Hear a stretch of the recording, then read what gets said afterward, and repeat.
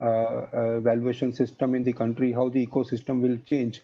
That all probably all of us will contribute. So whenever you set us live, please tell us that we are live now.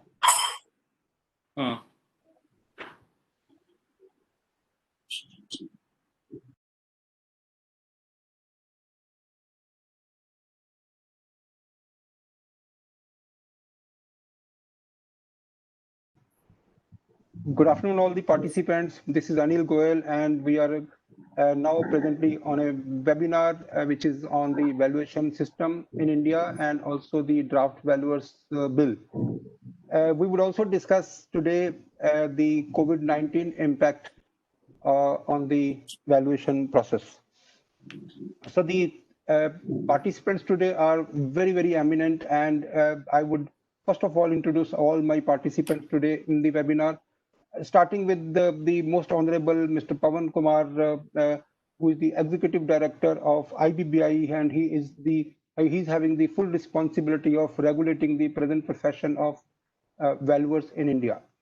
So we welcome you, Mr. Pawan Kumar, and we also thank you for sparing time. And I, on behalf of ASSOCHAM, in my capacity as co-chairman of National Council of ASSOCHAM for IBC, I welcome you, and definitely we are obliged that you could spare your time.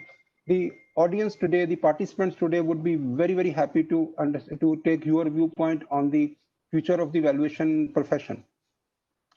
We have Mr. Balwinder Singh, who is the Cost and Management Accountant and President of the Institute of Cost Accountants of India. Fortunately, he was also one of the members of the committee which was responsible for the draft valuers bill 2020.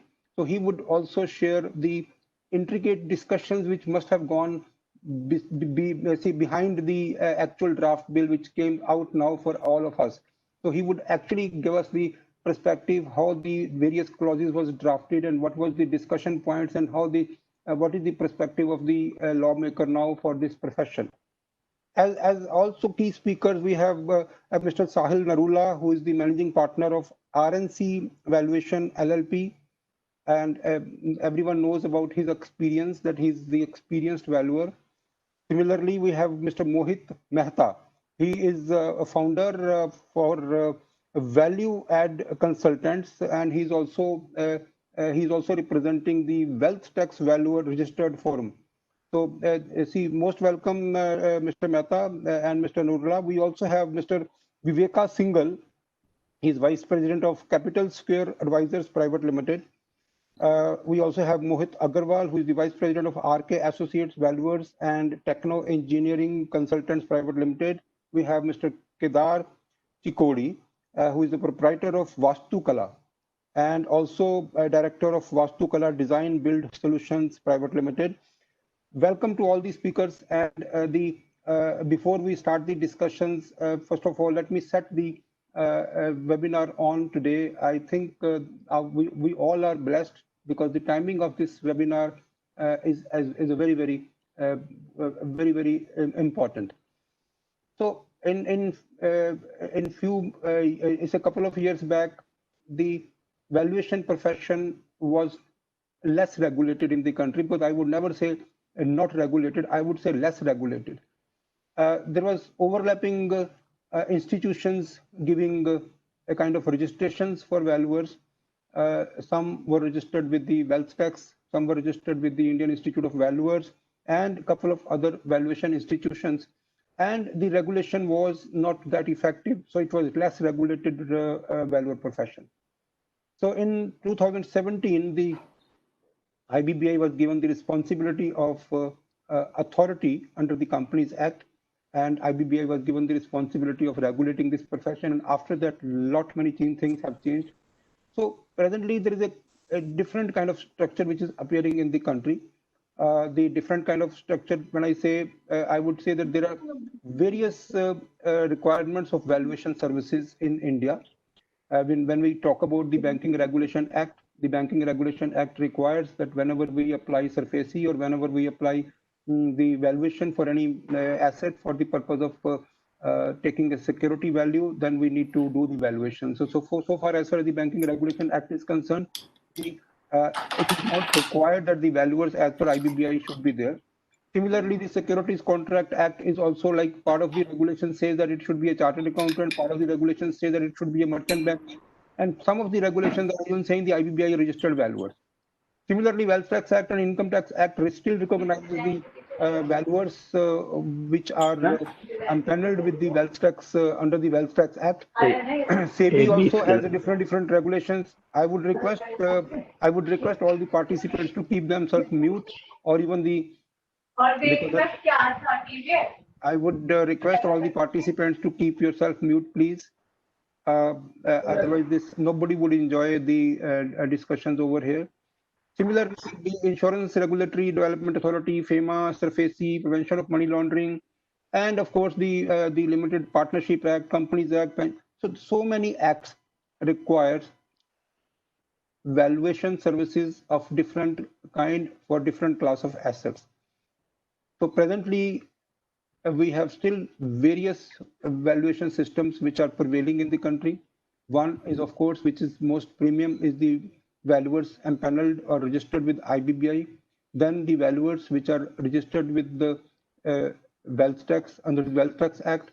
Then there are valuers which are registered with the Indian Institute of Valuers and Indian Institute of Engineers. And there are two more valuation organizations. They also registered some of the valuers. So my understanding as of today is that still a lot of things is required to be done under this profession, and that is what is the purpose of Draft Valuers Bill 2020, where the entire profession would be regulated. The IBBI-like institute would be set up, and that would be the National Valuers, National Institute of Valuers. So NIV would be set up, and similarly there will be valuers organizations. So all this is coming at a time when the profession needs regulation, when the profession is actually looking for some upgradation in their valuation, upgradation, and in the trust on their reports. So what is all this aimed at? The aim is that to have a standardized education, to have standardized examination, to have standards of reporting, standards of valuation, and also the regulation, and any errant valuers should be reprimanded, so that there should be a complete profession, complete respect on the uh, jobs done by the valuers. So this timing is definitely a beautiful timing. So in between, we'll continue our discussions, and I will now take the opportunity to invite Shri Pawan Kumar, the Executive Director of IBBI, for his special address and how he thinks that the profession is moving ahead. I invite Mr. Pawan Kumar. Thank you, Anilji. I think very good afternoon to all the distinguished co-panelists and the guests who are attending this webinar. And special thanks to Anilji, who has, I think, very succinctly pointed out the various facets of the profession and the progress through which this profession is passing through. I think, yes, in any market economy, if we see what matters is three things. One is the freedom to enter the business. The second is freedom to grow. And third is freedom to exit. So in true sense, freedom to enter was incorporated by removing the license Raj. Please switch off.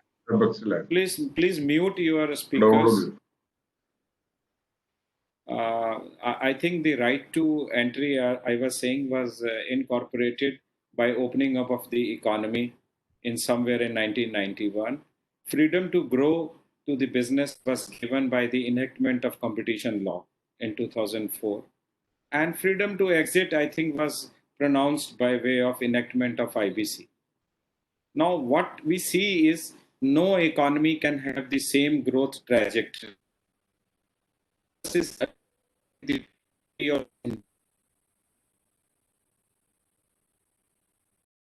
is the They are equally endowed with natural resources. Which economy will grow faster would depend upon the kind and the quality of institutions. Now, coming to the institutions are made up by whom? They are made by the professionals. So ultimately, then it boils down to, because we say commonly, it is the age of professionals. Why age of professionals? Because professions perform second state functions. They are an extension of the arm of the government. The functions which government finds it unable to discharge, these functions are considerable responsibility is vested on these professionals to discharge in order functions.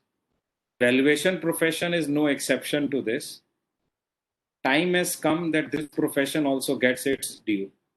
If we see the historical developments, whether it is accounting profession or whether it is company secretaries, the way they started their journey, when they got statutory recognition, it got them 30 years, 20 years, 25 years to reach to that stage. So similarly, if we see the valuation profession, it is very old. Am I audible? The valuation profession is also in, okay, thanks. Valuation profession is also in existence for long. I think since 1960s or 50s, it has been in existence in form of self-regulatory organizations. Now the idea is, what is profession? A professional is normally a person who possesses specialized knowledge, qualification, discipline, and is bound by a code of conduct and is able to discharge his duties and to the stakeholders. A professional is respected and is accepted in the society only when he enjoys the trust and confidence of the stakeholders. So what matters is that any profession, whether it is accounting or engineering or surveyors, unless they enjoy the trust and confidence of users of services, they will not be able to prosper beyond a certain point. Now, in the Indian context, we see a valuation profession is required. Everybody's, as Anilji has pointed out, there are various users of their services. And what is happening is market needs their services, and I would say that any business, right from birth till death, they require valuers. Without valuation, there is no transaction which can happen in the corporate world or non-corporate world, whether it is a corporate entity or whether it is a non-corporate entity. Valuation is like the, I would say, what is the blood supply to the human body. Valuation helps in every transaction. If you want to apply for a loan, if you want to apply to a bank or a financial institution, you would naturally carry your business plan. Along with that, you will carry a valuation report. Your project report will be supported by the valuation report. Now, before the bank or financial institution decides to extend money to you, he would again have his valuation. Without their independent valuation, not even a single penny will flow into the coffers. So again, evaluation. You want to issue shares, you want to raise money from private equity or anybody else, you want to give your equity stake, again, there will be evaluation. If it is a startup company, we see private equity funds, they also ask for valuation. You go for first valuation. You go for second round of funding. If we see how the progression has taken place in case of Ola or the success stories in the e-commerce, whether Flipkart, they have had multiple rounds of fundings from various classes of investors. All this money has come backed by some sort of due diligence coupled with valuations. Without valuation, nobody is going to put money into the venture. Therefore, why I'm saying so, whether it is Welltex, whether it is SEBI, whether it is banks, each of them are a fragmented class of users who have prescribed their rules, their qualification, their eligibility, and a certain section of valuer is rendering service to only that particular pocket or that particular island. And each of them have who will value what is to be valued, and how it is to be valued. Each segment of the user has its own prescriptions. So as a result, there is nobody who is acceptable to all. There is nobody who can write the name like CMA writes before him, CMA Balwinder Singh. We can see on the slide itself, on the screen itself. Doctor writes DR before his name. But I haven't seen somebody writing VR before his name. Even engineers write ER before their name. If you write VR, people are likely to say, who are you, sir? What does VR stands for? So that means it is a time for the consolidation of the profession. All of the stakeholders have to join their hands together and work towards the progression of the profession. Works towards the progression in the sense profession has to be recognized. Recognized by you, by themselves? No, it has no meaning unless my users recognize me. And users means not one class of user. I would say everybody has to recognize you. Everybody. Because in case of accounting, in case of law, in case of engineer, there is no fragmented class. Each one, if you qualify from one, you are accepted by all. So the point is, unless we have any profession, whether it is a lawyer, whether it is a doctor, whether it is a accountant, whether it is a company secretary, unless you have a uniform structure of qualification, entry norms, experience, some sort of model code of conduct, some sort of penal consequences, some sort of inspection, monitoring, regulation, development, everything has to be there so that you are accepted in the society. Society is able to place your trust in the profession. Unless the society gives me trust, the profession will not be able to progress. For that, what we need is a regulatory architecture. The committee of experts which the government MCA had appointed, it had all the requisite experience, it had all the requisite class, and they have gone into these deliberations. They have seen the regulatory architecture of the country, how institutions have evolved in last 50 years, not only within India, but they have seen the developments outside the country as well. It is not easy to design a regulatory architecture. So for that requires an in-depth study. If we see how was the progression of various professions in the country and how their regulatory design has undergone a change, you will be surprised because thrust on regulation has increased because everybody needs protection. Earlier, the professions used to work for the protection of interests of the professionals. Now, that is not the picture. Now, people want protection of the interests of the users. Now, why users? Why not professionals? Because professionals are, unlike goods and services, professionals possess specialized knowledge for which there is no market information available with the users. User feel helpless. If user has no yardstick to measure, like in the case of physical goods, so user will go by what professional institute is giving me better service. And then user would like to protect himself from the professional. That is what is the, if we see the developments in last 40 years or 50 years, that is what is the shift that has taken place. If we see the National Medical Council bill in 2019, that is the latest enactment of the government, that also moved. Earlier the focus was on self-regulation, कि आप लोग खुद ही अपना regulation खुद करें. Then it moved to statutory regulation. Statutory self-regulation came with Institute of Chartered Accountants, company secretaries, cost accountants, cost and management accountants. They were given this. Then the Bar Council. Then it is moving from statutory.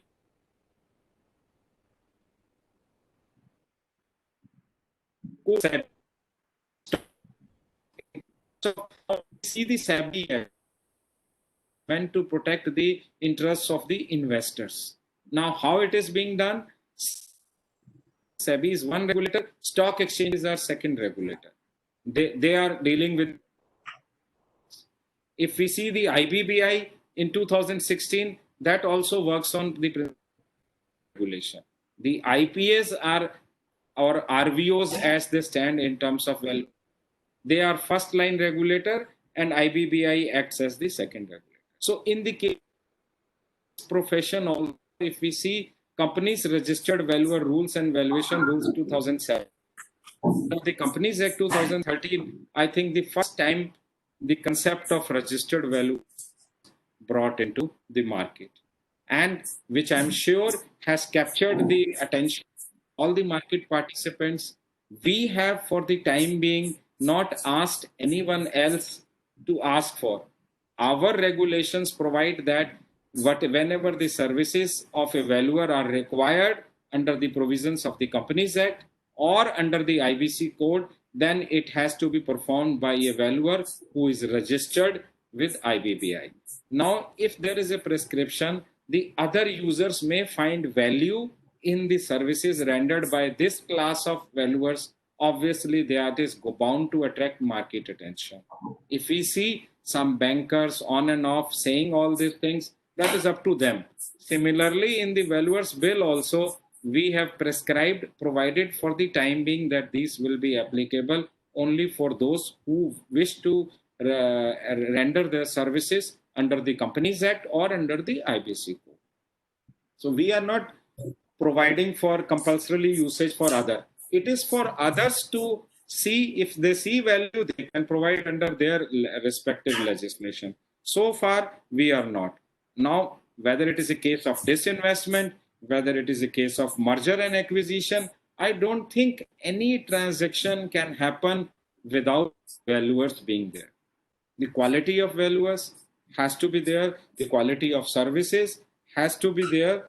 So what the structure is two-tier under the valuers bill, draft valuers bill, which was put before the public, and what it makes a departure from the earlier attempts is we are putting that yes, interest of users has also to be seen, because that is of primary importance. It will give them trust and confidence in the valuers. Now, second is, I believe we have provided for some sort of eligibility norms, that you have to possess certain entry level qualification, then you have to pass an entry level test, then you have to have kind of training. No profession can develop without having continuous professional education. So we have said that certain number of hours every valuer should annually update its knowledge and skill. Otherwise, I think no professional would ever be remain relevant in the today's changing time. The times are changing very fast, so the valuation profession is no exception. They have to keep updated themselves. Whether we see UK, USA, everywhere, Malaysia, there is a regulation of the profession. There are bodies, and that also we also provided for that there has to be some kind of valuation standards. The issue is, unless the valuation conforms to certain basic minimum standards, unless they are complied with, the idea is either to pick up internationally accepted standards, or we would prefer that we should have India-specific standards being evolved in consultation with the valuers who are already in the practice, who can give their inputs, and then it is kind of accepted by all. And then, as Anilji said, that National Institute of Valuers, that is likely to be a body to be constituted, which will act as a central regulator. And the point is, if you see the accounting profession like CMA, they have chapters all across the country. NIV will not have chapters all across the country right from day one.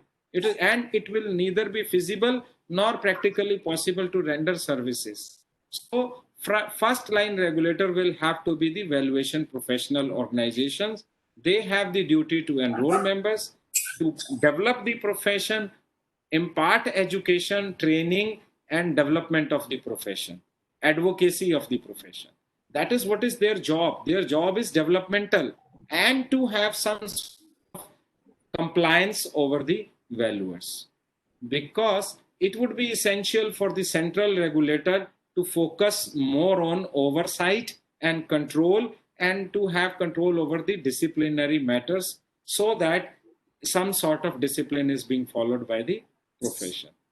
I am aware people have raised questions about the efficacy. The current system, the committee deliberated all these issues, whether it is a entry norm or whether it is the role of the VPOs or whether it is, you can have viewpoints, different viewpoints, but we can certainly improve upon the inadequacies which are there in the system. But committee has deliberated on all these issues, whether a company can be allowed in the valuation profession, whether a firm, whether a LLP. These are all present existing arrangements which are permissible under the valuation rules, and various committees of the parliament, standing committee of finance of the parliament, had in the past also recommended these made these recommendations, which were implemented while notifying the company registered valuers valuation rules in 2017. So committee in its wisdom decided that they want a change, a new system which is least disruptive, which will not cause a substantial change in to what is already happening in the market and what is already accepted in the market. As regards the concerns about penal consequences, let me assure you that it is very categorically written in the bill that there is a presumption of bona fide on the part of the all valuation reports. All valuation reports, all valuations done by a valuer, there is a presumption of bona fide belief. However, if a complainant is able to produce evidence that there is a mala fide, there of some malintention or something wrong has happened, only then, unless it is supported by evidence, then also it will follow. It's only the due procedure which has been laid down under the draft bill, which will be a committee of panel of two adjudicating officers. Once they are satisfied, only then in that situation the cause will arise. So I think it is as good as what happens in the case of any other professional. My colleague from the committee, Balvinder Singh, would be able to substantiate even in their institute, if a professional misconduct claim is there against any member, then there is a procedure laid down which is being followed. Similarly, I can say, being a government servant, we too have similar procedure, and penalty can be only from censure, very small, or a warning or a suspension. And it is same in the case of an IP also. We have almost replicated the same model. But we are aware of your concerns, and through this forum of ASSOCHAM, I want to dispel that this time has come for all of us to move forward and apply our mind constructively and give constructive feedback so that whatever improvements can be made in this valuation profession, and let us take it to a quantum jump. In the years to come, you are able to write VR before your name. That will make me more proud. That is something, a single largest contribution to the field. And with these words, I conclude and express my gratitude and thanks to ASSOCHAM for providing me this platform to share my thoughts. And we look forward to your feedback on this forum. And with these words, please stay safe and take care. Thank you very much, Anilji. Over to you. You are mute.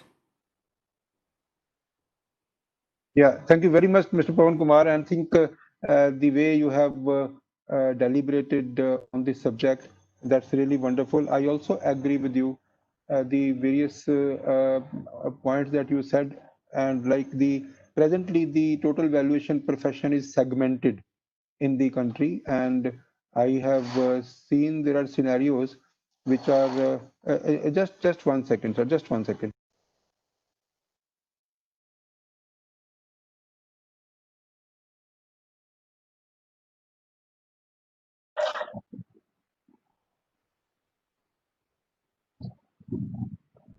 There is some noise coming, so I was just worried about what kind of noise this is.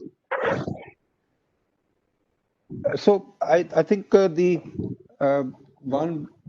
question, of course, the audience who are posting a lot of questions for you, sir. The basic one question that I would like to ask from you is the like, in case we understand about the various kinds of class of valuers. So under the Wealth Tax Act, there are valuers for land and building, and in this segment also they have segregated the agricultural land as a separate class of valuers. Immovable property, jewelry, plant and machinery, shares and debentures. Plantations is a separate class of creditor. Forests, mines and quarries, works of art, life interest reversions, which means actuaries. So these are all the class of creditors which are presently operating in the country under the Wealth Tax Act. So what is the timeline and how do you feel that all the other class of creditors would also come under the regulation or under uh, the draft valuers bill? My only apprehension is like in case this would not come under the draft valuer bill, then how this would continue and who would regulate these different class of valuers? Thank you, Anilji. Let me assure you, first, I am an officer from Indian Revenue Service. I have been involved with the Wealth Tax Act in the implementation, having worked 30 years in the government. So I'm pretty familiar with the 10 or 11 asset class applicable under the Wealth Tax Act. You said about the asset classes and which we are having. The point is we deliberately have kept the three asset classes. And secondly, I was also involved with the Ind AS for 4 years from Ministry of Finance. I was the nominee from Department of Revenue. So rest assured that as regards the asset classes are concerned, they are, yes, they do exist. But for the time being, as I said earlier, that our under the Companies Act, all these are being valued under the Companies Act as well. And under Ind AS, with the fair valuation coming in under IFRS, the role of valuers should increase there also. And the accountants are required to get valuation, or the management is required to get valuation of fair value of all these assets which you just said now. But for the sake of convenience, we have continued with the three asset class: land and building, plant and machinery, and financial and securities assets. We have classified with the same, and at the same time left the flexibility with the National Institute of Valuers to deal with these issues going forward. They can increase or decrease the number of asset classes, and they proper buckets for each of the asset class you said. The Yeah. point is there is a trend. If you see, the trend in the law is to make an incomplete law, because we have seen that we are not intelligent enough to conceptualize all kinds of issues which may arise in future. If you see 15 years back, who would have thought, or even 10 years back, who would have thought that IFRS would come into, so far as we have been brought up on historical cost accounting system. So now all of a sudden we find change. So change will continue to happen, and regulations will be there. NIV will frame those regulations, will add those asset classes. It is categorically, it is not I'm just giving an assurance. It is written in the report, as well as there is a provision in the bill that NIV will be empowered to add or decrease the asset classes. So no concerns on that. So that's wonderful because that means that all asset classes will finally be added into the draft valuers bill, or the clauses are already there. And also this will be taken care of by the National Institute of Valuers. So Perfect. the another thing which probably every valuer is thinking in his mind, that the present strength of valuers in the country is huge. So little older number, basically as per the Wealth Tax Act, the indicated members as on February 2016, they were about, to my understanding, there were about 11,000 registered valuers as per Wealth Tax Act for some agricultural land, some immovable properties, and then of course maybe 13, 14,000. So far, only about 3,100 has actually been registered with IBBI. So, and beyond this, the Indian, the IOV is they have a membership of 28,000 valuers, and there may be some overlapping also between the Wealth Tax Act and the IOV memberships. But let us understand that there are 28,000 valuers in the country, and out of that, only 3,100 has so far registered with IBBI. Do you find any reasons for this, or you find the examinations are a little tougher, or you find it's like the profession doesn't give any value to professionals? What could be the reason that the people are not coming forward to get value to register with IBBI? I think the problem is not what is there. The point is, it is again the professional's choice as to, as you said also in the opening remark, there are various fragmented users. So unless those fragmented pockets like banks, like wealth tax authorities, income tax, unless they say that we want a registered valuer, so then they will all make way. But we have kept the doors open even for this class of professionals. If you see the bill, it has four kinds of entry norms. One is a national program of valuers. Second is graduate valuation program, GVP. And third is the professionals. Third and fourth gateway are for the professionals who are already practicing in this area. So we had 11 roundtables and public feedback through emails through our MCA website, and we got to know the concerns of the stakeholders. With this in mind, we last two entry norms for them. Now you say one class may be those who are already having prescribed qualification. For them, just register with a RVO, take a 50-hour educational course, appear for the exam and get yourself registered. The second most important limb there is you do not have the qualification and you are at the age of 50, 55, 60 or even more, and you do not want to have that requisite qualification, you may be having some diploma or some qualification which is not recognized, then there is a requirement of taking 400 hours limited valuation program. You get that program completed, pass that program, and then appear for entrance test of the to be conducted by National Institute of Valuers and get yourself registered. Last two are a kind of entry norms which we have kept with a sunset clause of 3 years and 2 years in one case. So again, which may be subject of discussion depending on the feedback, but these are kind of entry norms which have been for people at large, realizing the complexity of the market. As regards users is concerned, I would be honest in sharing that I think a few months back, our chairperson got a call from Secretary DPAM, Department of Disinvestment, what we call as public asset management assets. Now, who are in charge of disinvesting the public sector assets. Now they say that we have heard they are registered valuers with you. Please send an officer who can acknowledge us because we are going to issue expression of interest. So what I want to bring on table is, as soon as the users know the value of registered valuers, you see, Anil ji, I will just give a simple example. आप एक छोटी city में रहते हैं या बड़ी city में, you would like to go to a diagnostic lab which gives you a fair and transparent result of your blood test. You would not go for a blood test to a lab which is not recognized.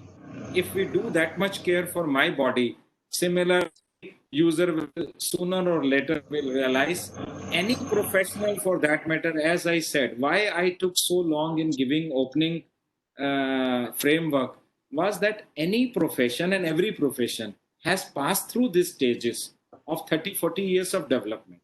Then you see a simple SME आप देखिए, first starts with a non-corporate, sole proprietor बनेगा, फिर वो partnership form होगी, then they see value, they go for a joint stock company, and then they grow, they bring out IPO, and that is what is the form. The business organization takes place. Similar is the stage of development of any profession also.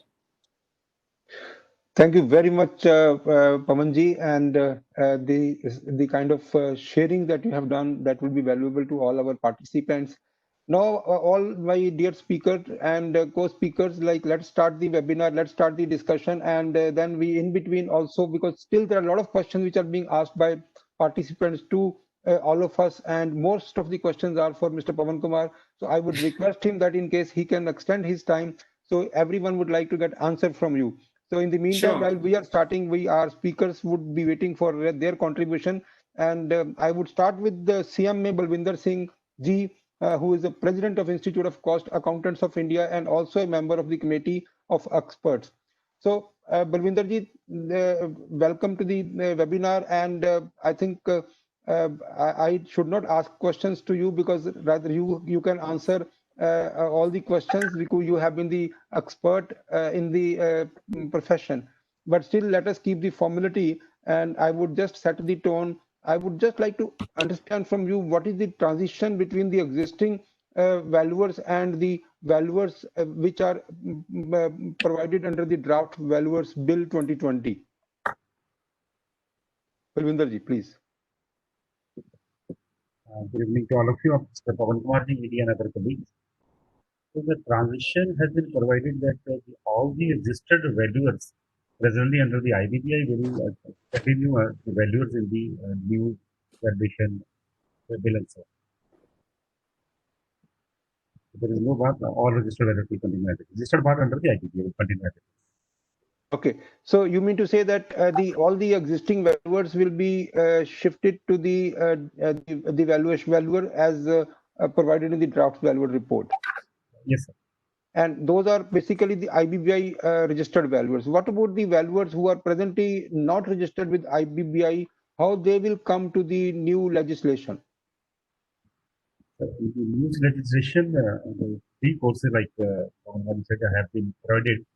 One is the National Valuation Program, which is a 4-year integrated full-time professional course. It includes even a 1 year of internship. It is after the higher secondary exam. The second examination course is graduate valuation program, which is a 2-year full-time professional course, which includes internship of 1 year, and it is for the degree holders. The third is for professionals. It is a limited valuation program, like in the lines with the presently we have in IBBA, limited valuation program, which is a 400-hour program, as gives the present of PRs. It will be 400-hour program. Valuers who are having experience of 5 years can go in for a limited valuation program, 400 hours, and can come to this review. So that's very good, Balwinder ji. Like it is almost like the insolvency profession. The insolvency profession also has a limited insolvency examination. So the draft valuer bills is also providing for the limited insolvency examination. The experience in the insolvency profession is 10 years for professionally qualified and 15 years for managerial experience. Here in this case, we provide 400 or 500 hours study, 5 years experience, and then limited examination. So one very important factor to all the participants is that this will become a full-time profession after 4 years. This is what is mentioned in the draft valuers bill, that this profession would be a full-time profession. So presently there are many people, they are doing part-time. They are architects, they are part-time. They are doing, they are engineers, they are working somewhere, and they are also kind of working as a part-time valuers. So the draft valuer bill also provides for the full-time profession mandatory after about 4 years time. So thank you, Balwinder ji. Balwinder ji, would you like to add anything more about the transition? Because this is something which is directly related to the draft valuers bill. I can give a few comments that started with the thing that it is a less regulated sector. I will not call unregulated like you told us. I mean, on those lines, there is a need to see that we have a full-time professional valuers in India. 2017, the IBB got the power to valuers. The attempt like this draft value bill was made long back also in the 2008 year, 2008, long back, when the bill went to the parliament in the name of Council of Valuation Professionals of India. Though this is a second attempt, it got late, but now we are, the government is ready to bring a full-time professional course on valuation. It is the need of the hour. It will be definitely will bring the Indian valuation at level with the international level. What is the like? Yes, please. Anilji, Yes, please. just to add to this dimension, we are conscious that this profession, for it may not provide full-time opportunities for professionals who are entering in this field. So no such mandate is there in the initial few years, because we are aware that still now there are not enough opportunities for any professional to work full-time in this field. So it gives you opportunity till 5-7 years. Again, it is open for the NIV to take a call and make it mandatory that once certificate of practice is issued in this, then no other profession you can exercise. That restriction is not applicable now. Pavanji, I also understand that in your report from the committee of experts, which was set up by IBBI, it is projected. No, it was not set up by. It was set up by MCA. Okay, that's my correction. So it is also projected in that report that the India would need 2 lakh valuers based on some data which has been taken from USA and Europe. Is that correct that the India would need that kind of number of valuers?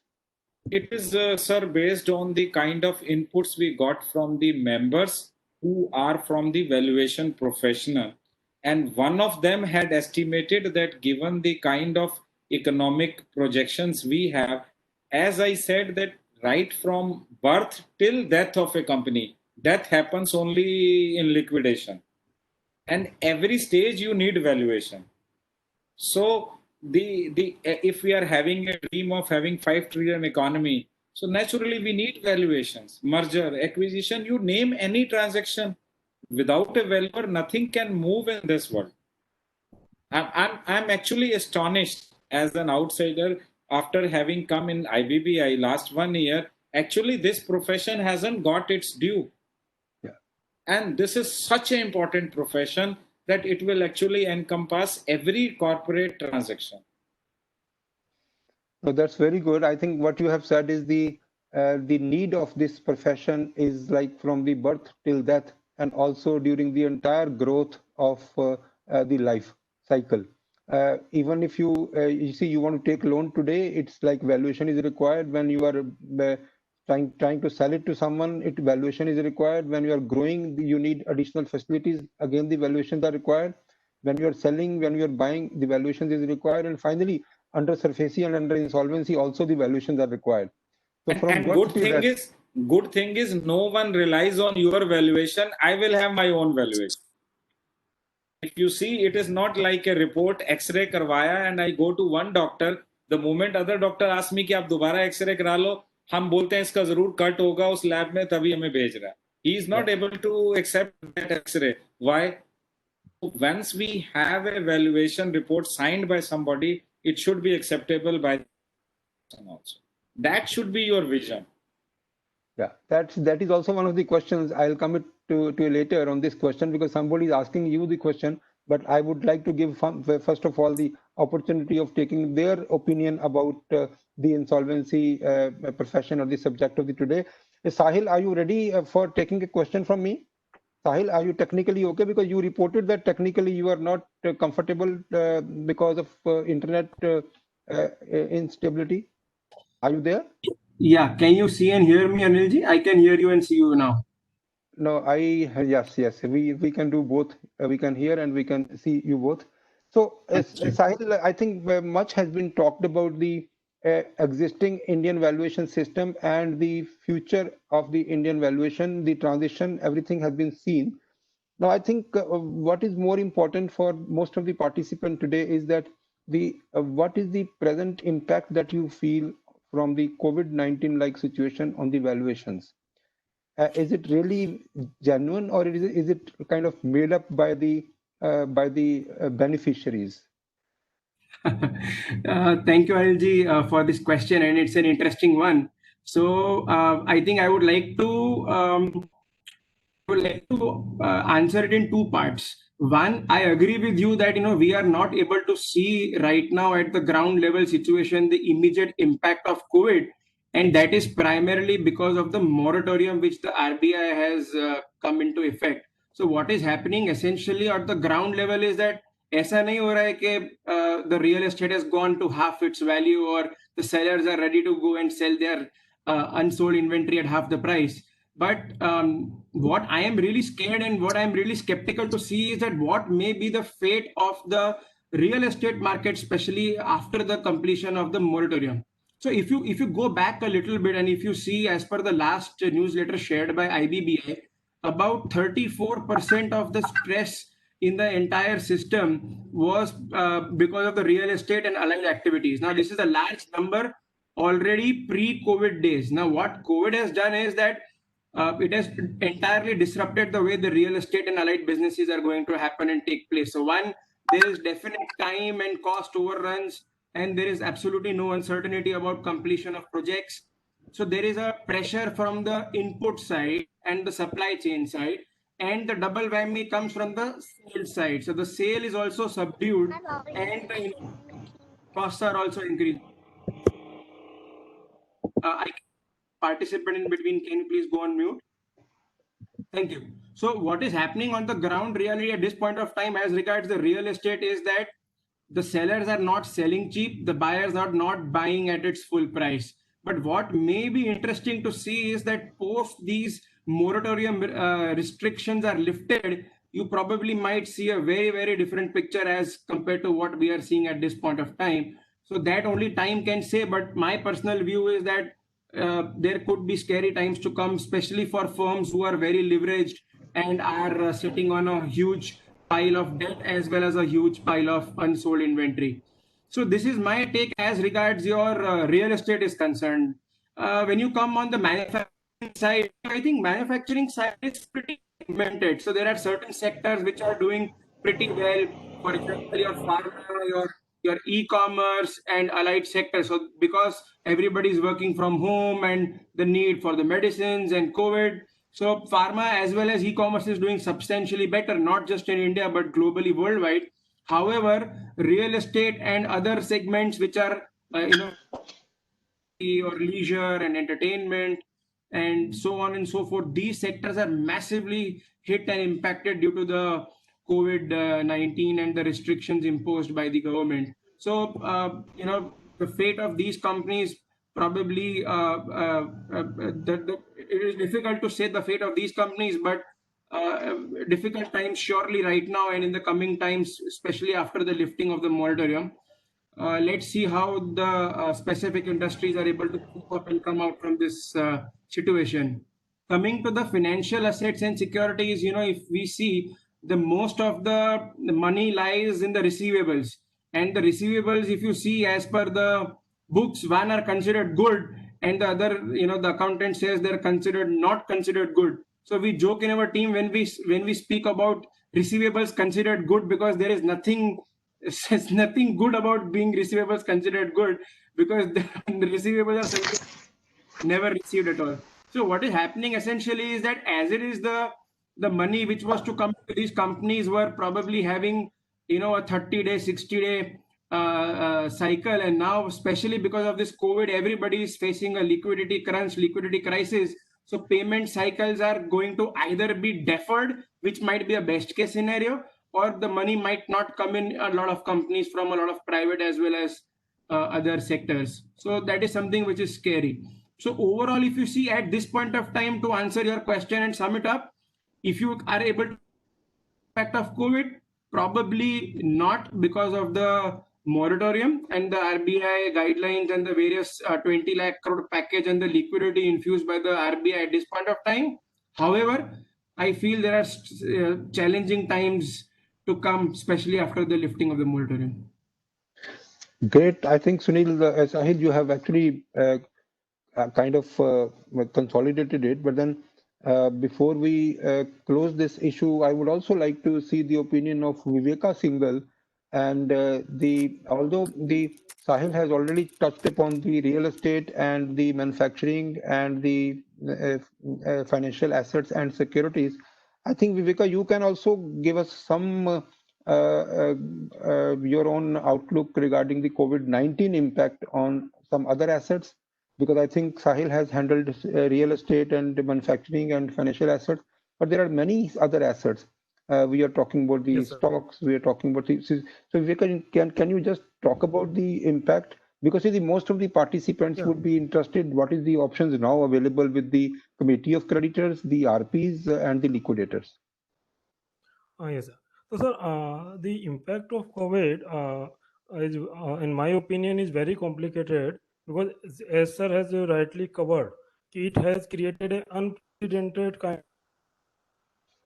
such as real estate and hospitality space. It is created a very immense opportunity in the various sectors, such as uh, OTT platforms, online education, online gaming, e-commerce. All these sector are now seeing the growth. This even they themselves not anticipated in their most optimistic platform.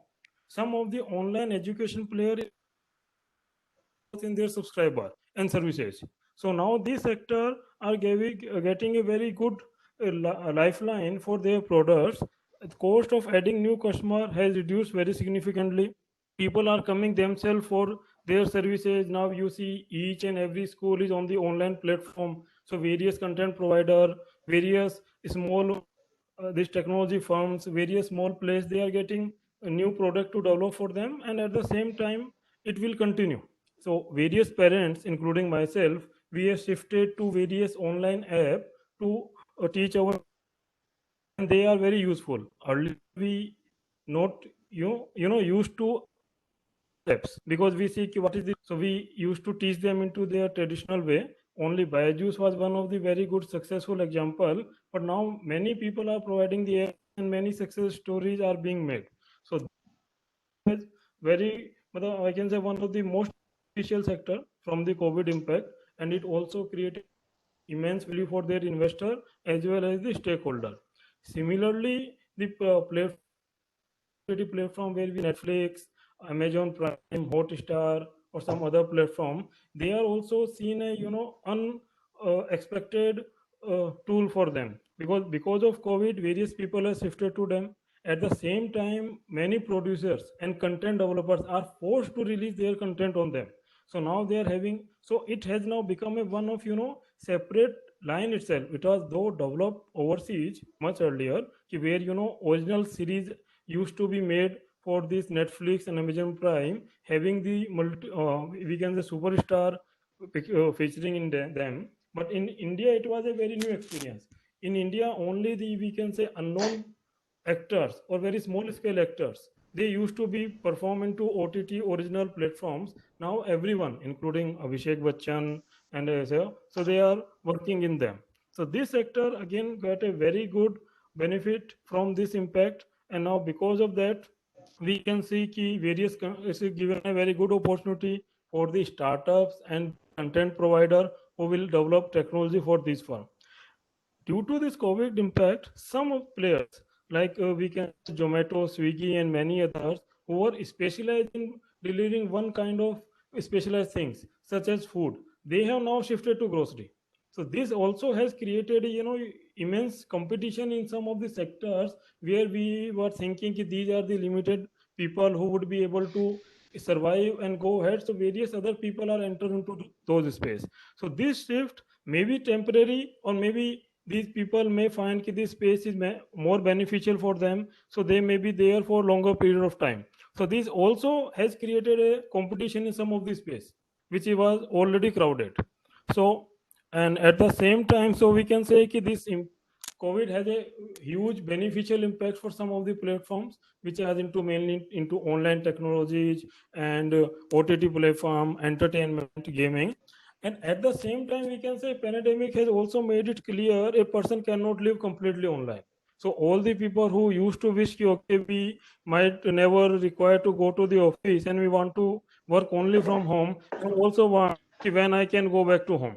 So, so this space also I found opinion after some point of time a balance will happen. So so this impact would be taken care, and so some of the older player will also get benefit, and the old new players will get benefit now. And so when we say when we have to analyze the impact of COVID on while asserting fair value, we have to take care of all these various factors. First of all, what impact COVID has made. whether it is positive or negative. And second is it is a long term or short term. So some of the impact, like industries like travels, especially airlines, they got very big impact. So it will take them even 3-4 years to go back to normal. And some of the industry, the impact is very short term. They would be able to go back to their normals within a year. So that impact has to be taken care of, whether it is a long term, short term. And also we have to see what is the resource management have. So what the strategy they are applying, or whether they have any resource to sail through this environment or not. So if sometime it is there, it is not maybe that great, but the company do not have resource.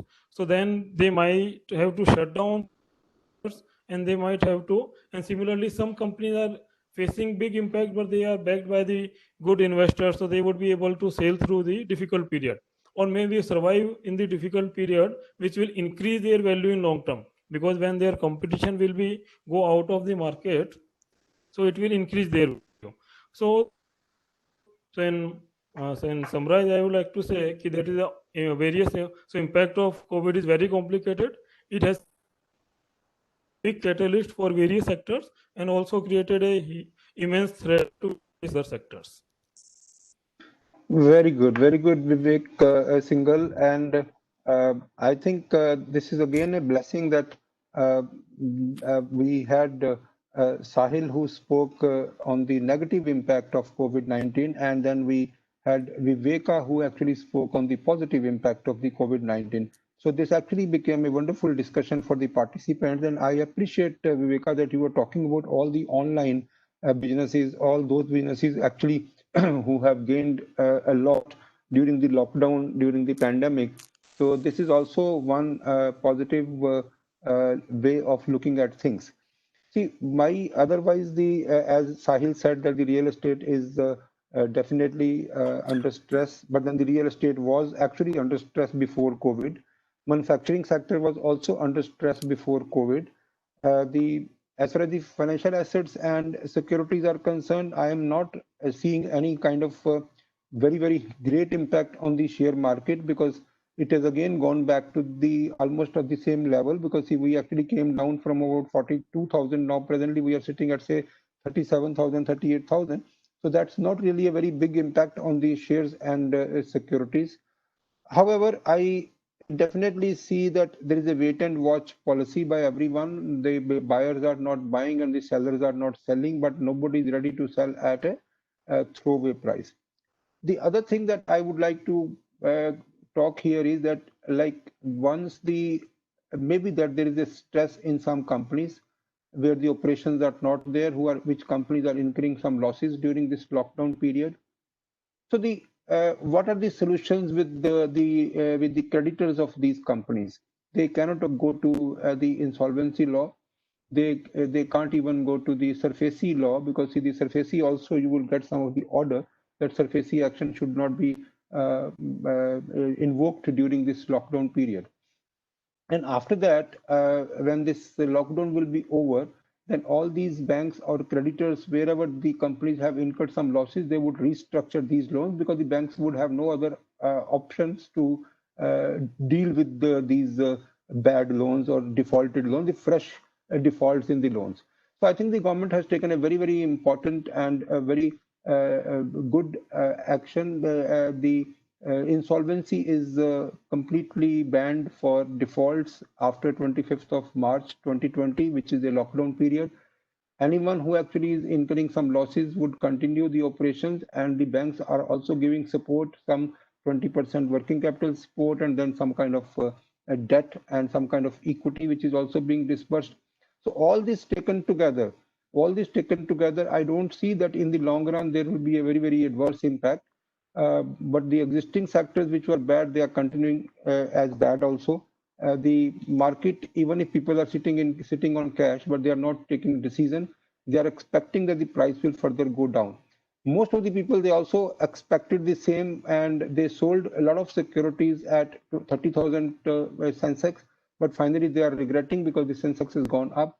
Similarly, I would also see that the people who are not buying at this moment, later on they would regret, because see, the industry is going to bounce back. The humans cannot live without activity, so the money has to speak. If I have money, it needs to speak.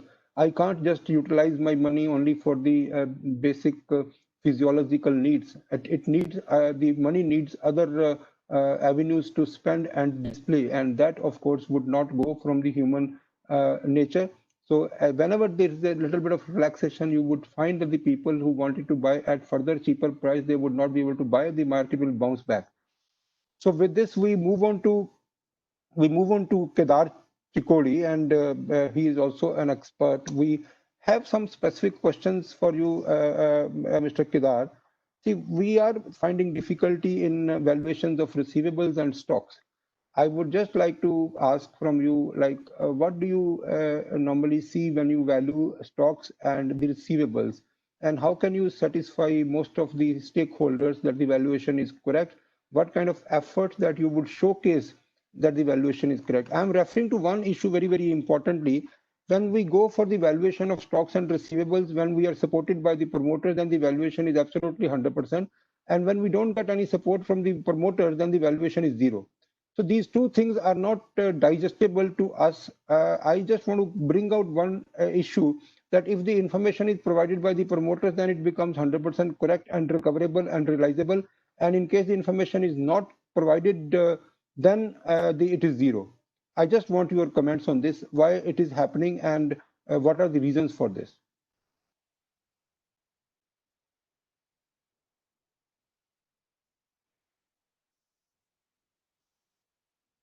Mr. Kedar, can you just start with Mr.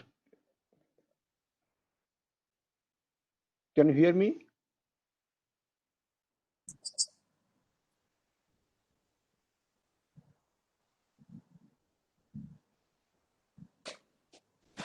Can you hear me, Kedarji?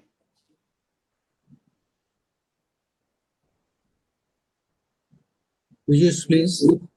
Yes, Piyush, please. my name is not appearing in the list of participants. Piyush, may please help. Okay, so we are able to hear you, and you can continue speaking. My name is not appearing in the list of participants. Mr. Piyush can help me in including my name. I am participating, but name is not appearing. Please help. Okay, so Piyush or Piyush, can you just look into this technical problem? Okay, sir, I'll just see to it. Because he would need a new connection, and then he would immediately come to the connection. Okay. So in the meantime, I think I can move on to Mr. Mohit Mehta, and for the same question, which is basically regarding the valuation of stocks and receivables. And Mr. Mohit Mehta can just answer the question. When see, in case you need, I can repeat the questions for you. In case you have heard that, please try to answer. Mr. Mohit Mehta.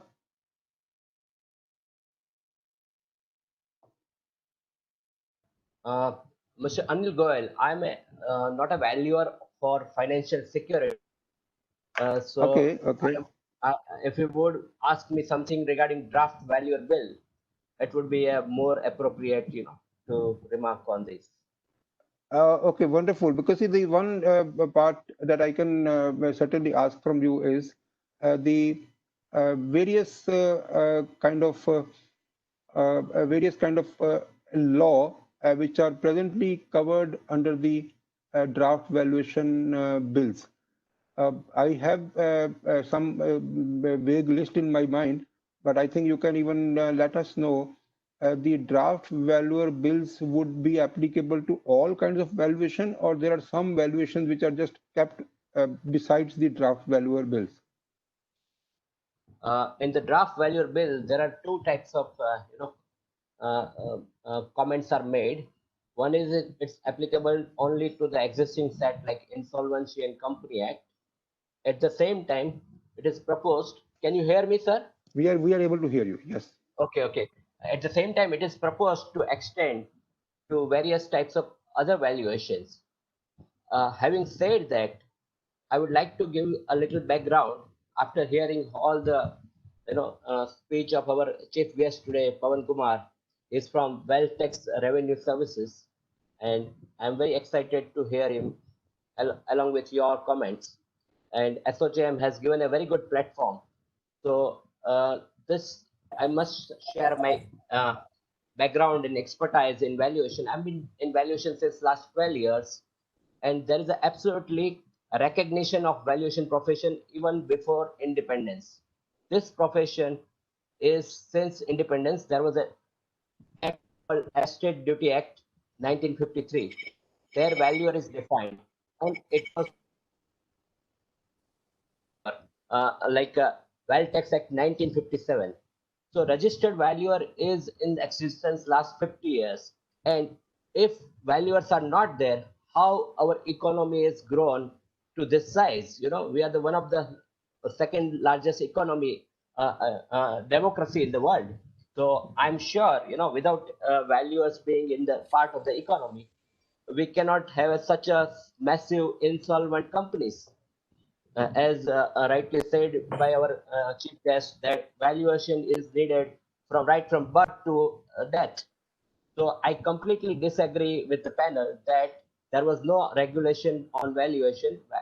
Valuation was always regulated by the Income Tax Department under Wealth Tax Act 1957 through CBDT, and they have the jurisdiction to regulate valuers. Based on that jurisdiction, all the government departments, CPSCs, ministries, they are using valuation services. My 99%, I'm sorry, my 99% revenue and most of the valuers' revenue, they are generally called as government approved valuers. Hello, I'm getting little disturbance. I would request everyone to please mute yourself. All the revenue most of the valuers are getting are from government department. My all clients are government department. So absolutely, we have a full recognition to government is using our services, whether it is land acquisition act, whether it is DRT, whether it is insolvency previous, whether it is an official liquidator, whether it is high court, whether it is a court receiver, court trust, and you know, host of services.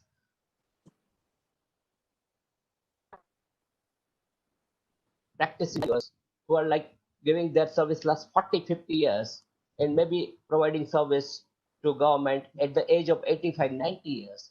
That valuation is a new profession. Valuation is always a, you know, first profession since barter age. Coming to the next issues about the draft valuer bill. Draft valuer bill has missed its own rules. You know, what sets in the company valuation rules, as well as the main issue of conflict of interest, multidisciplinary activities, and independence. Why the entities are not allowed? Why the companies are not allowed? Because there should not be a conflict of interest between valuers and user.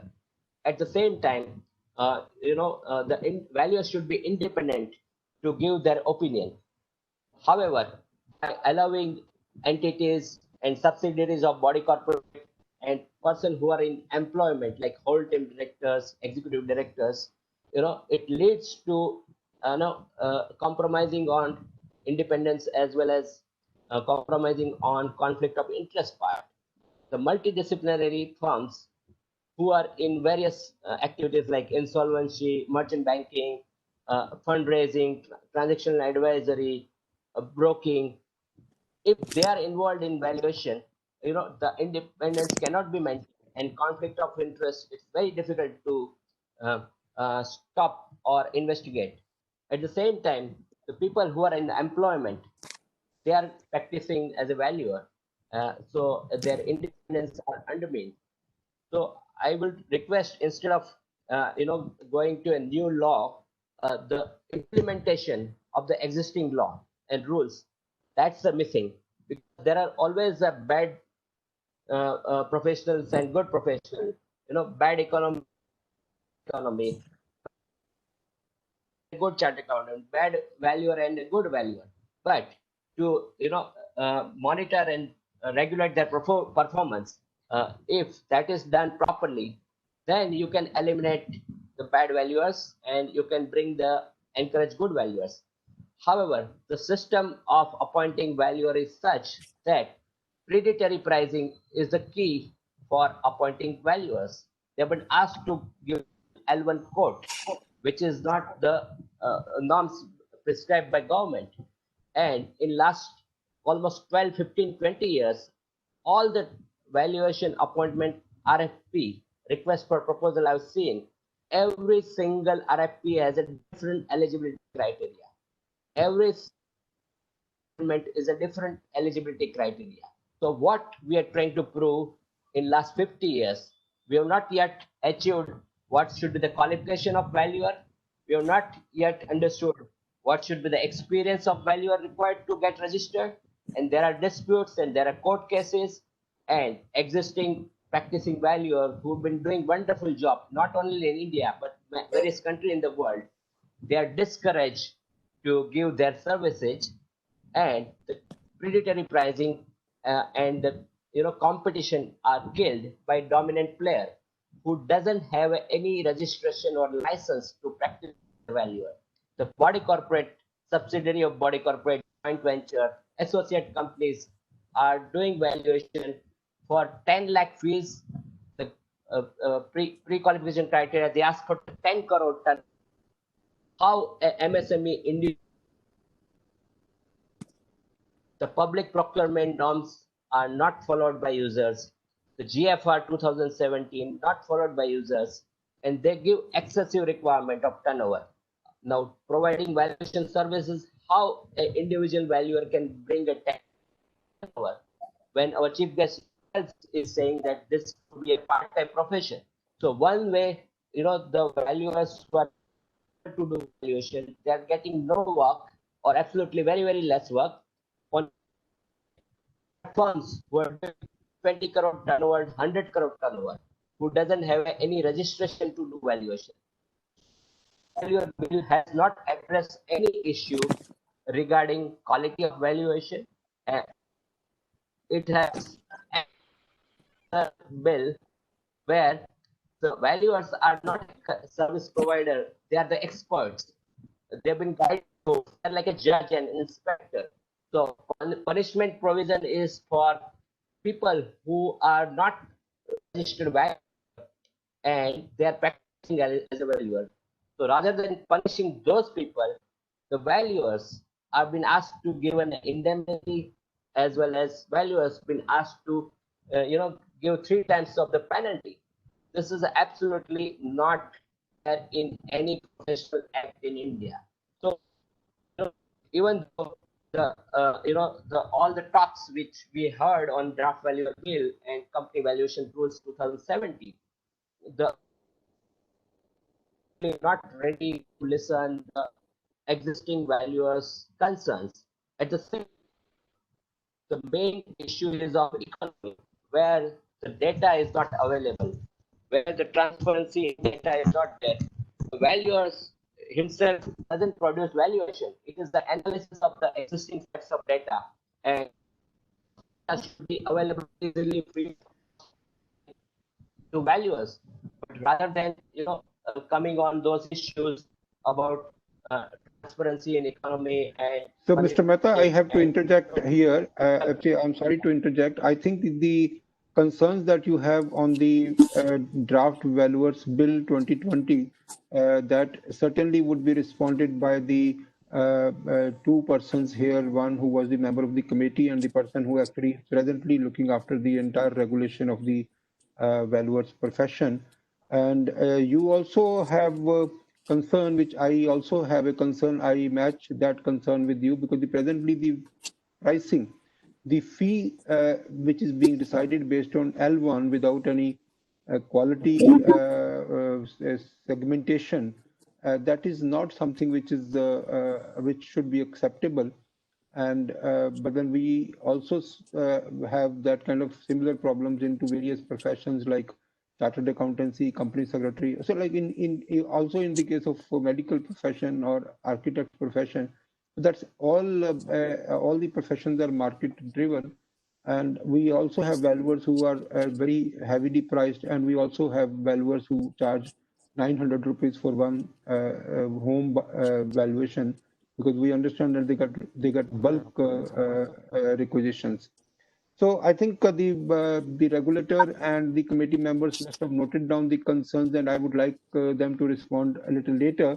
I think Mr. Kedar Chikodi must be ready for the he's out of the technical problem. Can you hear me? Mr. Goyal, can you give me only 1 minute, only half minute? Certainly, certainly. The volume as a valuer personally have to verify and inspect the property under valuation. So volume is absolutely not permitted, because we can voluminous work. It's an expertise job, and that's the main key concern about the quality of valuation, because people doing valuation sitting in the China, 200 valuation per day when they don't visit the property. So that's the main concern regarding NPAs and issues. Back to you, sir. Thank you, thank you. I think that's also my concern, because the personal visit is not happening for those valuation assignments which are outside the IBBI regulation. So I know the various organizations that they handle bulk valuations, and I think you are right. You have disclosed it, that people are billing for 200 valuations a day, and that is the reason that they are getting 900 rupees, 600 rupees, 700 rupees per assignment. So this is what is the present status, and the regulators will bring it back to its own prime position, what is required in the economy, or that too, especially a developing economy. So, Mr. Kedar, are you ready? And your technical problems are over? Mr. Kedar? Mr. Kedar, can you hear me? If it is not there, I have some submission to Mr. Pawan Kumar. We have Mr. Mohit Agarwal, because the time I is have running to out. leave. I have to leave. I think we are only 7-8 minutes left now, and I would still request you, because Mr. Mohit Agarwal will present his opinion on the kind of valuation that I was trying to ask, because this is a very, very key issue, how to value stocks and debtors. So Mohit, can you do that, Pawanji? Okay. So in case I have another Mr. meeting at Pawan, in case you 4:30. have to. Okay, okay. Move So on to another meeting. Please give the mic to him if he is able till in case 4:29. Mohit, are you there? Hello. Otherwise, Yes, we yes, would, yes. I am here. Yeah. Okay. Can you hear me? Can you hear me? Yes, yeah, we are able to hear you. Hello. Yes, Mohit, please. We are able to hear Hello. you. Yes. Yes, please continue. Hello. Mohit, please continue. Okay, okay, okay. Yeah. Yes. Yeah. Very good evening, Vanji, Anil, eminent speaker. So, Anilji, coming on to your question about how to value the debtors, and when the information is available, the debtors valuation becomes 100%, and when the information is not available, it becomes 0. So, in my sense, because we have from our organization giving this advice to IBBA also, because the current asset is not a valuation as such. You understand? This is an analysis. This is an analysis based on certain data and information available at stake. Now, that information, now how the debtors' receivables will be there. Now, no one can tell, and other than the company who is having the relationship with the debtor. No other person can tell that what will be the receivable from that particular debtor. What is the relationship? Why that debtor is pending from a long time, 3 months, 6 months, 1 year? What is the issues going on? So whether those issues are meetable or not, whether certain things which are required giving party to the service seeker. So whether is there a dispute? So there are various questions and various data which is required to value these debtors. So I tell you that this is more like an analysis, not a valuation. So whoever is very much closely related to the company, like the accountant, like the finance people of the company, like the IRP itself. So because you remain very much closely associated with the company, because valuer is a very short-term job. You see, means for a valuation assignment, you in the IBBI we get 15 days or 30 days period to complete the valuation assignment. In other cases, for bank valuations and other cases, we don't get that much time. Also, it has to be completed on a very short notice time period. Practice, other than the IBBI assignment, other valuations has to they take the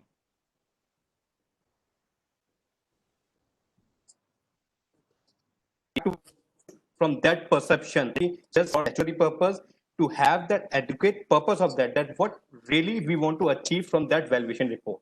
So from the draft valuation bill also means I want to comment, and I think so this will be an advice to the IBBI and all our stakeholders also. What we want to achieve from that valuation report, is this only the figure, the bottom figure which we get from the valuation report, or is this the whole due diligence and the analysis? Because if I rightly put, nobody is interested in the whole analysis and the due diligence. Everyone only wants to see the numbers, and that number should be as per their wish. So that is the conflict everywhere comes per se. So now coming on to your question specifically. So the debtors means, for the debtors, until unless that particular information is not there. So I think so. If the valuer is saying the zero value, I don't agree with that. There cannot be zero value. We have Mohit, I'll just interject here, because we have 10 more minutes, but before that we actually have to just deal with the urgency of Pawanji, and because the Pawanji has to leave and join another meeting, we'll continue. And Pawanji, definitely we have 3 minutes before your next meeting starts. I would definitely respect your next meeting.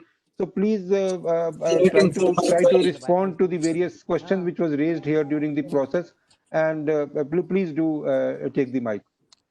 Okay, before that, can I just put two things, because Pawanji is about to leave, so I think so that is important for him. So Pawanji, I think so fundamentally we have to understand about the draft valuation bill and about my point of view per se as a person. So fundamentally, we have to see that whether we require a valuation act from the central statutory authorities or not. Yes, definitely, that is very much required, and I think so that is the demand of the valuers from more than 2 decades. And you will be astonished to see that this is one profession where the valuers, where the professional itself is coming in front, that okay, we want some regulation. And why regulation? For the standardization of the things. Because here what is happening, that the definitions and the standardization is not there, and more regulation and legislations are there.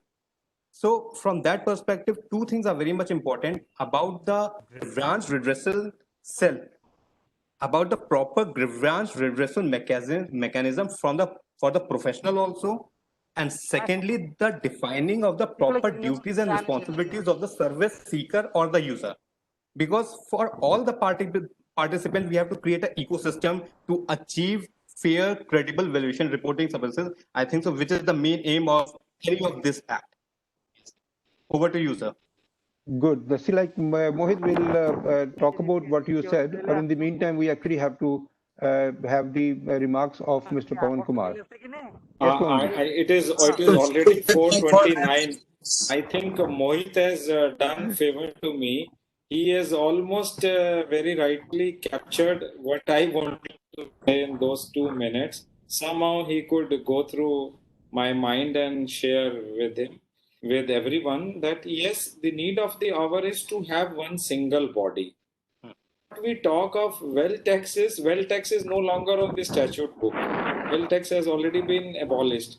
But yes, the registration process is there by the income tax department, and that is no longer being used for wealth tax purposes, because I have been the user for them, and nowhere the department uses the value of valuations given by the departmental valuation officers in most of the assessment proceedings. Because why? It is only the users who are using the services. As I said, in different pockets. What is the need is, under the Companies Act, we are prescribing this. So it is a choice for the valuers whether to opt for or not to opt for this regime. But this regime is applicable, as Anilji and some other person also spoke before me. They also said that it is applicable to only the valuations to be done under Companies Act as well as under the IBC. Statute provides for this. But yes, it is a value for other stakeholders, other departments. If they find value in these valuers, they would naturally, it's a question of market demand and supply. But as regards discipline, inspection, penalty, these are debatable issues. These are kind of things. The only mechanism has been provided, like in every other, I said, profession, there is. Whether it is more or less, that is why we are looking forward to these platforms. So you please share with your on this forum your constructive feedback. I would request ASSOCHAM to kindly forward us the kind of feedback which you received. Kindly assimilate and forward to us. So that is fine. With these words, I thank you once again, ASSOCHAM, I have just one and submission. my co-panelists for sharing their free and frank views. I have one submission, please, sir. Thank you. I'm waiting. Hello. Mr. Pawan has to leave, so we have to just say thanks to him for his participation and for sparing time. So in any case, he has exited the meeting because he had to join another. I think we can continue the discussion for another 10 minutes and then we'll have the closing remarks. I have one submission, please, sir. Yes, please. Yes. Can you hear me? Yeah, we are able to hear you. Okay. Now on draft valuation bill, I have put my suggestions across the website. At some point of time, you invited suggestions from the public. One point I wanted to say is that you wanted to attract young talents for valuation job, which has become so dynamic profession, and over the days it will be a very important one, no less than any other profession like chartered accountancy, engineering, etc. So I talked about entry level be graduate level, and there should be a degree quite recognized as university degree for 3 to 4 years, and award them some prefixation like chartered valuer, CVR, like that. Unless, and they must be able to pursue further higher studies, maybe post-graduation or PhD like that. Unless you do like this way, no young talents will be attracted in that way, and the previous traditional way of doing things, valuation, will continue. So and those suggestions given in the website, are these getting valued and being incorporated after due modifications? I think certainly we definitely can look into this, and as ASSOCHAM, we would also be giving a feedback to the regulators and the lawmakers. This kind of observations and comments are most likely makes it worthwhile to have this kind of webinars. So your comments and the comments of Mr. Mohit Mehta definitely are worthwhile, so that we actually can give a feedback that this is what market thinks about it. We in fact took some time back from Mohit Agarwal, because in case Mohit you have something to say, otherwise I will give 1 minute to each of the participants, and then we'll have the closing remarks by Sahil Narula. I am still trying to find out in case Kedar Chikodi is available, and he can also give his opinion as a speaker. So I am yes, sure that Anilji. he is not. Anilji. Yeah, I have certainly I have some. This is Mohit Agrawal. Okay, but Kirarji is not still. He is not able to come back. Yeah. So just Mohit, want to you wanted to say something, but which had to be discontinued because of Mr. Pawan wanted to go. So please, you can take another 2 minutes and you can conclude your remarks. Yeah. Okay. So just wanted to elaborate more on this draft valuation bill, and specifically onto your question, just to connect these two questions in one thing, that this should be the endeavor for any new legislation, that how it can address the current challenges and the problems of all the stakeholders related to that particular sector for which we are creating a legislation. Now we have to understand from both the side, from the service seeker side, from the service provider side also. Now we have to create a very good ecosystem in order to get fair and credible valuation report services. It cannot be just put, the responsibility cannot be just put on the service provider itself, because the service provider itself is also having many challenges and problems, like the data information which he does not get.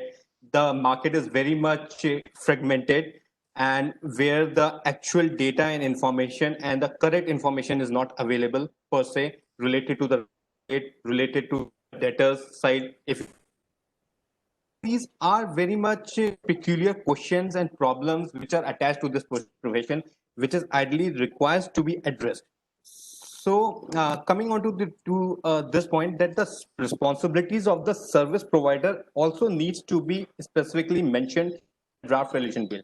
Like I tell you, if we have a mechanism that certain minimum required information has to be provided by the service provider in order to get the first valuation report when he is going for a new loan for any of on his project. Now, if that practice will start, then definitely even the account is getting NPA, then that information will be readily available for use. Now, I give you example for the plant and machinery say. Now, for the plant and machinery, bankers used to get the valuation mostly in earlier times. I tell you, before 5 years before also, they take the values from the balance sheet only. They don't have the inventory list available with them. They don't have the FAR available with them. Now, when the account slips into NPA, now when the actual realizable value has to be assigned that in what marketable value it can be sold. Now, for those things, you require the information and data. How you can assign a value to a particular machinery until unless you don't have the specification, you don't have the capacity of that particular machinery available with you. So these things are very much constrained. Similar side also, these means if somebody is assigning zero value, I think so that is a wrong way to do it. But definitely you can just say that not apply means we cannot assign value to it since the proper data is not available. Until unless the proper data is not available, you cannot say anything about the data side. So this is my submission think, that Mohit, the what I would expect from a valuer, that in case the data is not available, there should be some specialization to dig for the data, whatever is possible in the public domain. Till that level, at least the efforts should be made. So absolutely the present culture in the industry is that whatever is being given to us, our valuation is based on that. Even if for the plant and machinery, normally we expect that the valuer will visit and will read the nameplate and the machine name and the capacity, and then find out the similar machines presently in the market, and based on that study. But then most of the valuers would ask for the bills and the capacity and everything that is supposed to be done by the customer and not by the service provider. So this kind of gap that I find, it has to be handled, it has to be collectively, and this is what is the regulator's job, that what is the minimum things that a valuer has to do without even if the information is provided by the promoters, that kind of verification is required. If absolutely correct. Yeah. Yeah, your So point is absolutely correct that some kind of due diligence definitely has to be there. But there are you have to understand that there are certain logistical issues are there. Suppose if there's a power plant, so in power plant, if the BTG section is there, so that is the main section and it covers most of the value. So definitely anyone can go and check about the BTG plant and he can relate those for the similar thing. But in case of a small industries or an industry which is a medium scale industry, which is not a very standard kind of industry like rice mills and all those things, where the inventory is very large. So there is a logistical issue that you cannot get the nameplate from these information from a nameplate because it requires a lot of time and all those things. So there are certain gaps, but definitely some kind of due diligence or a person on a lump sum basis that has to be done from the valuation side also, valuer side also. I agree with your point also. So I think to all my participants, all the speakers have contributed a lot, and most of the contribution has actually come from Mr. Pawan Kumar, and that's what was even expected by the audience today. And the speakers has contributed a lot of their experience, and with this, it is the time has actually been eaten away by with the kind of deliberations that everyone has done. it is not really good that we should extend the webinar further because we are already delayed by 10 minutes. I would actually ask Mr. Sahil Narula to give closing remarks, and then we will conclude the webinar today. Thank you so much. So now I would wear the hat of a National Council member of ASSOCHAM Council for IBC. So just giving you a precursor, we had this meeting within the council members of a chair and co-chair Anilji were also present, and they chaired that meeting, wherein we had a discussion just last month about 10th of June that what are the key challenges faced in the ecosystem pertaining to IBC, wherein a suggestion was given that valuation, the draft valuer bill, as we speak, is a very key phenomenon, and there needs to be some deliberation amongst the stakeholders and have a representation from IBBI also as part of it. So it has happened at a lightning speed, wherein ASSOCHAM has been very kind enough to arrange this webinar right from last month to this month. Mid is only a time of 1 month, wherein we've been able to arrange this webinar and have the key stakeholders present here. What is going to happen post this, which is also concurred by G, is that ASSOCHAM earlier in the past has also compiled and given its representations in the form of suggestions and inputs to the various regulatory authorities, may it be IBBI, MCA, RBI, SEBI in the past. And we have seen in the past that the inputs given by ASSOCHAM have been considered at a very serious level at all these regulators. So what will happen from now as part of the concluding submission is that we request all the panelists and all the participants to share their views with us in writing, and ASSOCHAM and its through its offices shall compile this and share it with the regulators, may it be IBBI as well as MCA, and anything and everything which has to be done for the upliftment and the betterment of the fraternity and the valuation ecosystem as a whole.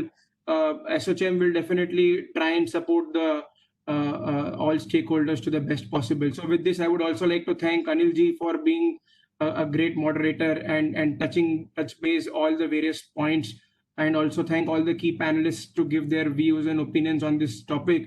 Probably 1.5 hours, 1.5 hour days is also not enough to discuss the key issues pertaining specifically to the draft valuer bill, but due to the paucity of time, unfortunately, we will have to call it a day here. With this, we would also like to thank all the participants to participate in this webinar and interactive session, and stay home, stay safe, and stay healthy. And thank you so much on behalf of ASSOCHAM. Sorry, last but not the least, I would also like to thank the team at ASSOCHAM who have been really good in supporting and hosting this webinar. Rajesh ji and along with all his team members, Sagra and Piyush from the IT. Thank you so much, guys. Without you, it would have not been possible to have such a good interactive session amongst all of us. Thank you.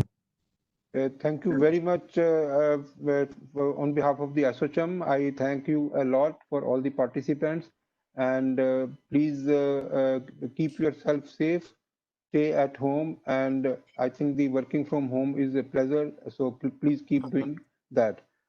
Dr. Rajesh is definitely very, very important for all of us, because he is the person who actually motivates us to do something, because otherwise we will always remain busy in our things. But then the Dr. Rajesh is a very, very he actually has all the enthusiasm to keep the programs, and we just follow him. Thank you very much, Dr. Rajesh. Thanks a lot, all the participants and all the co-speakers. Thanks a lot. We conclude this. Thank you so much, sir. Thank you. Yeah. Thank you, everyone. Yeah. Thank you. Thanks, Ji. everybody. Yeah. Thank you. Thank you very much. Thanks, Sahil. Thanks a lot. Thank you. Thank you. Thank you.